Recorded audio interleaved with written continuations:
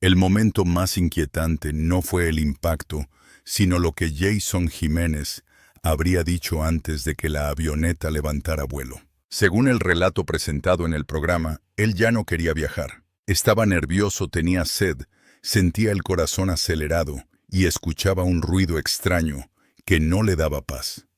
Miró hacia el piloto y pidió que detuvieran todo. No quería seguir.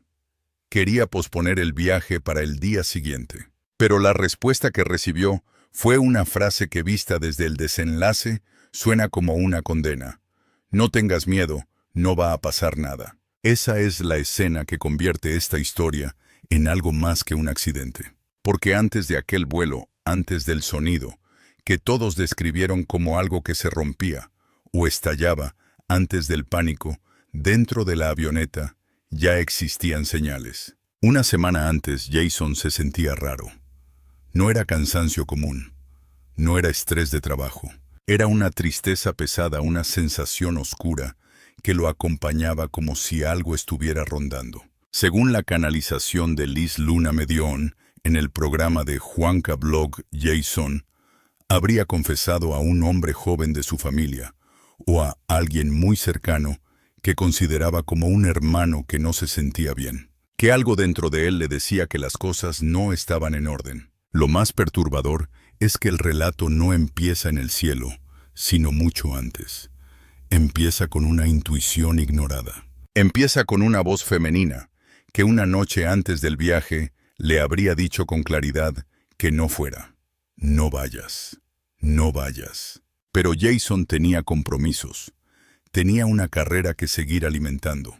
Tenía entrevistas, presentaciones, planes, proyectos, gente esperándolo, y una presión silenciosa que muchas veces pesa más que el miedo.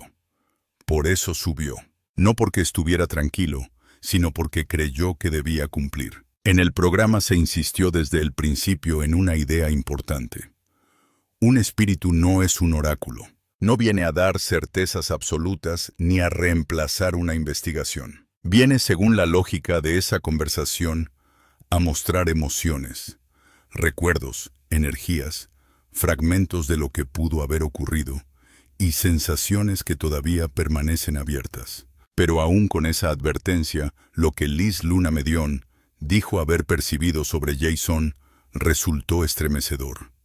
Lo vio atrapado, no como alguien que descansa, sino como alguien encerrado en un lugar con una ventana pequeña, por donde entra luz, pero sin una puerta para salir. Esa imagen resume toda la historia. Un hombre que, según el relato, no ha encontrado paz. Un artista joven que todavía se sentía en pleno ascenso. Un cantante que no estaba pensando en despedidas, herencias, ni últimas voluntades, porque su cabeza estaba puesta en crecer, trabajar y comerse el mundo a mordidas. Jason no parecía estar en el final de nada. Estaba en medio de una etapa de expansión. Por eso, la pregunta que sobrevuela todo el caso no es solo cómo ocurrió el accidente, sino por qué tantas señales parecieron aparecer antes de que la tragedia sucediera. Liz describió una energía pesada alrededor de Jason. Habló de dolores intensos, especialmente en la garganta y en el costado derecho. Habló de miedo, ansiedad, taquicardia y una sed extraña el día del vuelo. Dijo que Jason recordaba querer beber algo de naranja, quizá un jugo, quizá una bebida comercial, en un envase pequeño. Ese detalle aparentemente mínimo tiene fuerza porque no suena grandilocuente. No parece una escena fabricada para impresionar.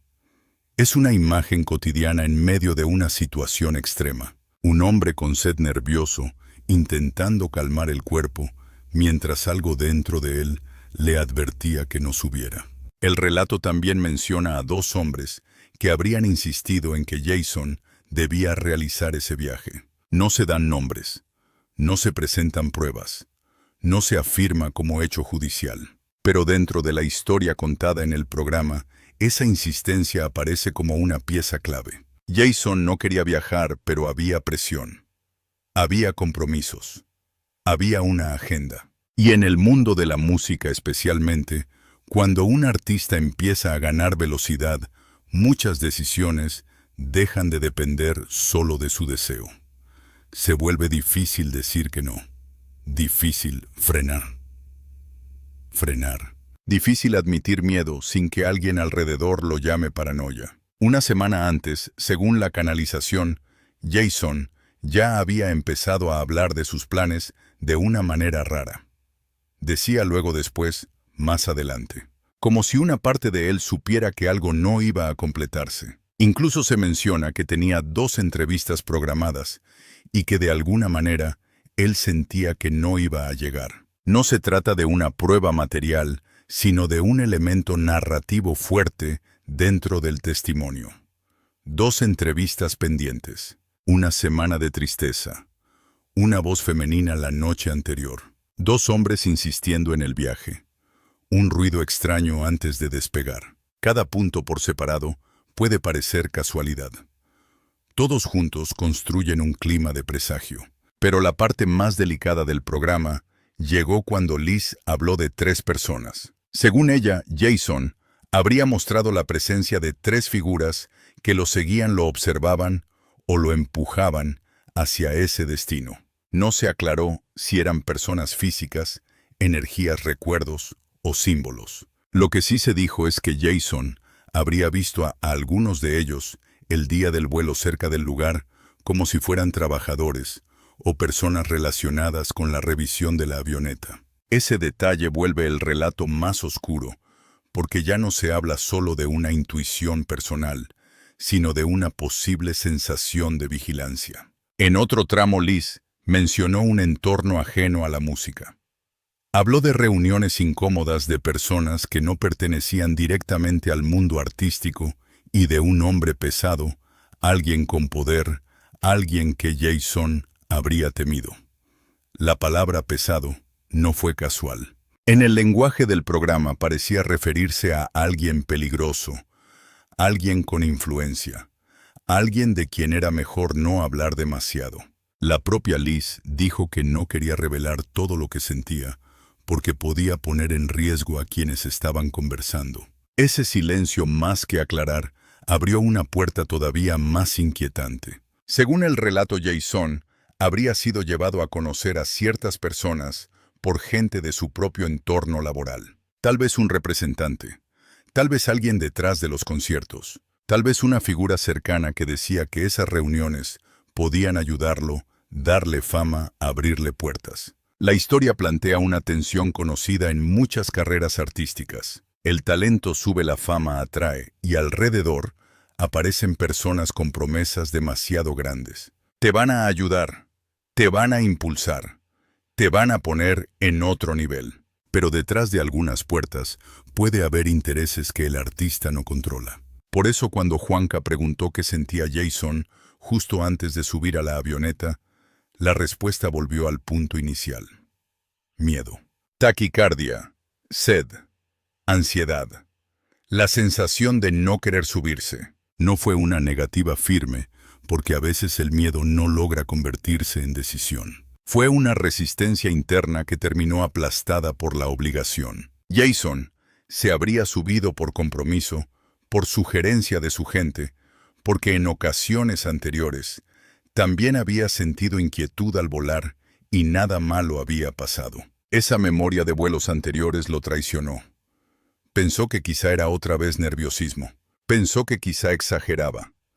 Pensó que los demás tenían razón. Alguien a su lado derecho, según el relato, le dijo que detuviera su paranoia, que no iba a pasar nada, que no tenía por qué ocurrir absolutamente nada. Esa frase repetida en tantos contextos de la vida puede ser una forma de consuelo o una forma de invalidar una alarma real. En la historia de Jason suena como la última barrera que lo separó de bajarse de la avioneta, porque no solo el piloto lo tranquilizaba, también alguien cercano lo hacía. Y cuando varias voces alrededor te dicen que estás exagerando, es fácil desconfiar de la única voz que intenta salvarte la tuya. La avioneta llevaba 6 o 7 personas, según lo dicho en la conversación.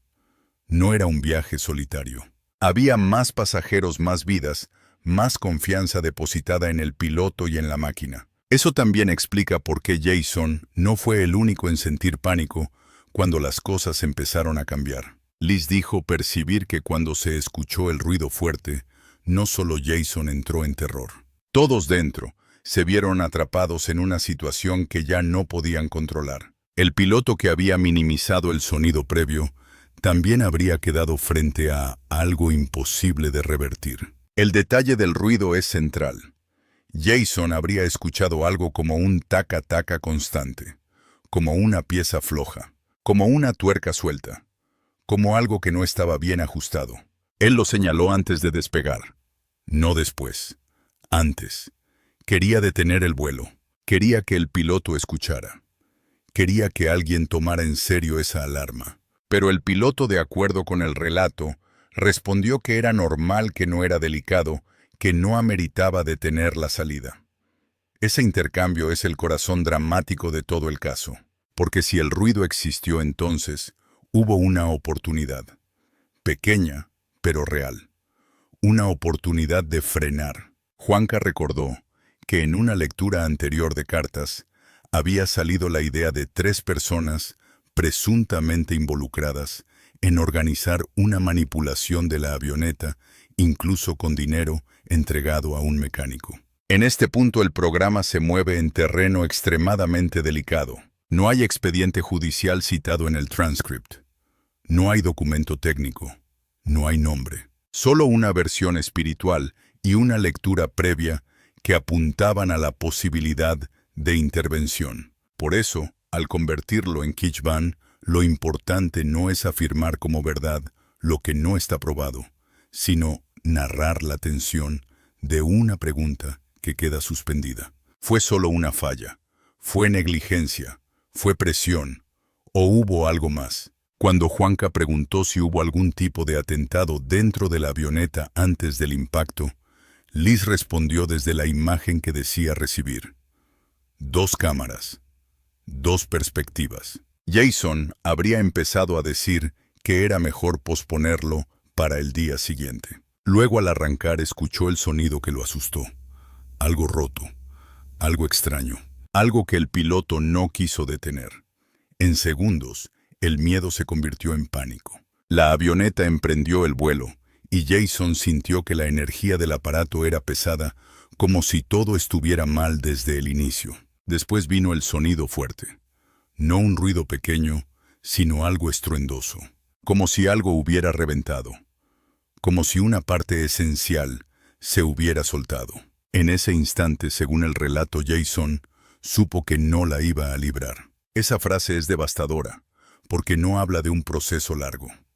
Habla de una conciencia súbita. Un segundo en el que el cuerpo entiende antes que la mente. Un segundo en el que ya no hay agenda, ni entrevistas, ni compromisos, ni promesas de fama. Solo miedo. Liz dijo que el último recuerdo de Jason era la persona a su lado, sosteniéndolo, el sonido de algo que estallaba, y luego una sensación de apagón. No lo narró como una muerte instantánea, sino como un momento breve, confuso y doloroso. Se mencionó un ardor fuerte en la nariz y la garganta, una presión en el pecho, una sensación de calor, y luego la pérdida de la respiración. Para contar esta parte sin convertirla en morbo, basta con quedarse en la idea central. Jason no tuvo tiempo de pensar, no tuvo una despedida, no hubo un último mensaje claro. Hubo pánico, impacto y oscuridad. Juanca preguntó si en esos segundos Jason llegó a pensar en algo. La respuesta fue no, nada. No se le revelaba un pensamiento, una memoria, una frase dirigida a alguien. Lo único que quedaba era terror. Eso explica por qué, según Liz, el espíritu no lograba descansar. No era solo el hecho de haber muerto. Era la forma abrupta, el miedo sin cierre, la culpa de no haber escuchado las señales. Jason en ese relato no está aferrado a una persona, a una casa o a un bien. Está aferrado al instante en que pudo decir no y no lo hizo. Liz también percibió que la explosión o el reventón vino de la parte delantera del avión. Según esa visión, el piloto y quienes estaban más cerca de la punta habrían recibido primero el golpe de la tragedia. Jason no habría sido el primero en morir, pero sí quedó atrapado en una segunda ráfaga de pánico y consecuencias. De nuevo son percepciones del programa, no conclusiones periciales. Pero para la narrativa el efecto es claro. El lugar donde antes había una cabina de control se convirtió en el punto donde todo se desordenó. La avioneta, según se comentó, no tenía caja negra. Ese dato aumenta el peso de cada pregunta. Sin una caja negra, no hay una grabación oficial de las últimas palabras, del ruido exacto de la reacción del piloto o de los segundos finales. Por eso el programa presenta la canalización como una especie de reconstrucción simbólica de lo que nadie pudo escuchar. No reemplaza una investigación, pero ofrece una escena que golpea al público. Jason diciendo que paren. El piloto diciendo que no pasa nada. El ruido creciendo. El miedo invadiendo la cabina. Y después el silencio. Otro punto fue el testamento o los bienes. Juanca preguntó si Jason dejó arreglado ese tema. Liz respondió que esa no parecía ser su preocupación. Dijo que sus documentos estaban en regla o que existían beneficiarios quizá por algún seguro o una estructura previa, pero no lo presentó como un testamento necesariamente. Lo importante es que Jason no parecía aferrado a lo material. No estaba inquieto por quién recibiría qué. Esa parte del mundo, según el relato, podía moverse de manera positiva. Lo que no se había resuelto era su propia paz. Cuando se le preguntó por su última voluntad, la respuesta fue todavía más triste. Jason no tenía una última voluntad porque nunca creyó que estaba viviendo sus últimas horas. No era un enfermo terminal, no era alguien preparando una despedida. Era un artista con hambre de futuro. Quería conocer más el mundo, quería vivir más, quería que su carrera siguiera subiendo. Esa es una de las ideas más poderosas para el cierre de la historia. No murió alguien que ya había cerrado su ciclo. Murió alguien que todavía estaba abriendo puertas. En esa parte, el relato dibuja a Jason como un hombre en ascenso, alguien que sentía que su carrera crecía como la espuma. Tenía ambición, pero no una ambición fría. Era deseo de vida, deseo de escenario, deseo de seguir avanzando. Por eso su muerte se vuelve más dolorosa dentro de esta narrativa. Porque todo quedó interrumpido. Las entrevistas, los proyectos, los compromisos, las conversaciones pendientes, el mundo que aún quería conocer. Y tal vez esa interrupción es lo que, según Liz, mantiene su energía atrapada. La culpa aparece como una herida central. Jason, según la canalización, se reprocha no haber escuchado. Dice que le dijeron todo, que las señales estaban ahí, que una voz lo advirtió, que su cuerpo lo avisó, que el ruido lo confirmó, que su intuición gritó antes de que el vuelo comenzara. Pero aún así subió. Ese remordimiento es más fuerte que cualquier sospecha externa porque no depende de culpables visibles. Es una batalla íntima. La pregunta que queda en él no es solamente quién hizo qué, sino por qué no obedeció lo que sentía. El programa también abordó el rumor de que la avioneta transportaba sustancias. Juanca lo planteó de forma directa. Liz respondió que hasta donde Jason sabía no tenía conocimiento de eso. No afirmó que no hubiera nada. Tampoco afirmó que sí. Simplemente separó a Jason de cualquier conocimiento sobre esa posibilidad. Luego recordaron que en una lectura anterior, las cartas habían señalado que sí podía haber sustancias, pero que Jason no lo sabía. Este punto debe tratarse con extremo cuidado, porque pertenece al terreno del rumor. Narrativamente sirve para mostrar cuántas preguntas quedaron abiertas, no para condenar a nadie. Luego la historia puede abrirse hacia el misterio mayor. La presión de la industria, las reuniones extrañas, el hombre pesado, las 3 personas, la posibilidad de que alguien no lo quisiera ahí, pero sin convertir el relato en una acusación directa. La clave es mantener la tensión. Decir que el programa presentó esa versión que Liz dijo, percibir esos elementos que todo queda en el territorio de lo presunto y lo no confirmado. Así la narración conserva fuerza sin perder prudencia. Jason aparece en este transcript como un hombre dividido entre el deber y el miedo. Quería cumplir, quería trabajar, quería sostener su imagen profesional, pero también sentía que algo no estaba bien. Esa lucha interna es universal. Todos han tenido alguna vez una alarma interior que otros minimizan. Todos han escuchado alguna vez un no dentro del pecho mientras el mundo exige un sí. En la historia de Jason, esa alarma se vuelve fatal y por eso conmueve. El cierre debe volver a la imagen inicial. Una ventana pequeña. Un espacio sin puerta. Una luz que entra pero no libera. Según Liz, así se encuentra Jason. Atrapado no solo por la muerte, sino por la duda. Atrapado por las señales que no escuchó. Atrapado por el minuto en que pudo bajarse y no lo hizo. Atrapado por un sonido que nadie quiso tomar en serio.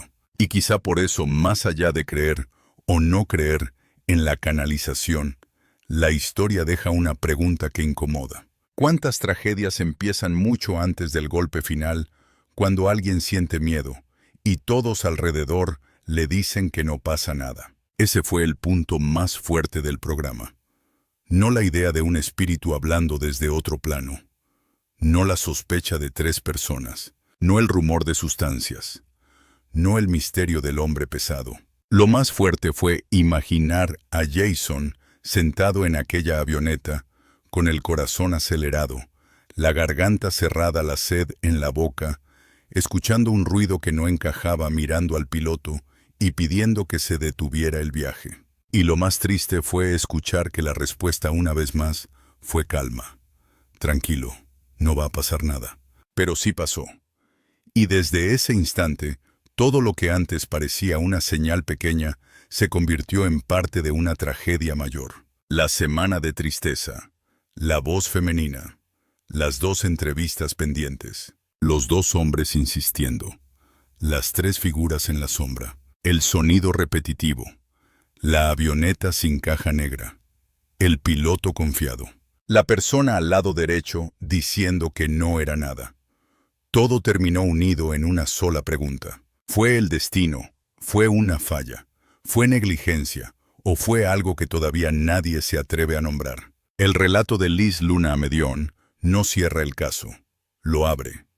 No ofrece una sentencia, ofrece una escena. Y esa escena es suficiente para entender por qué tantas personas quedaron impactadas. Porque en el fondo, la historia de Jason Jiménez no se presenta como una muerte repentina sin señales. Se presenta como una muerte rodeada de advertencias. Y cuando una tragedia viene rodeada de advertencias, la memoria no descansa, ni la de quienes escuchan, ni según el programa, la del propio Jason. Ahora la pregunta ya no es solo qué ocurrió en aquella avioneta. La pregunta es, ¿qué peso tuvo cada decisión antes de subir? ¿Quién lo convenció? ¿Quién minimizó su miedo? ¿Quién revisó el aparato? ¿Quién escuchó el ruido? ¿Quién decidió que el vuelo debía continuar? ¿Quién sabía algo y quién no sabía nada? Porque sin caja negra, sin una explicación definitiva, dentro del relato, el silencio se llena de versiones. Y en ese silencio, la voz que más resuena es la de Jason diciendo que quería detenerse. Y si algo queda después de escuchar este transcript, es la sensación de que Jason no se fue en paz porque su historia no terminó con una respuesta. Terminó con un ruido, con una súplica, con una promesa de tranquilidad que no se cumplió. Terminó con planes pendientes, con un mundo que todavía quería recorrer y con una carrera que apenas parecía empezar a tomar más fuerza. Por eso la imagen final no puede ser otra que la de esa pequeña ventana. La luz está ahí, pero la puerta todavía no aparece.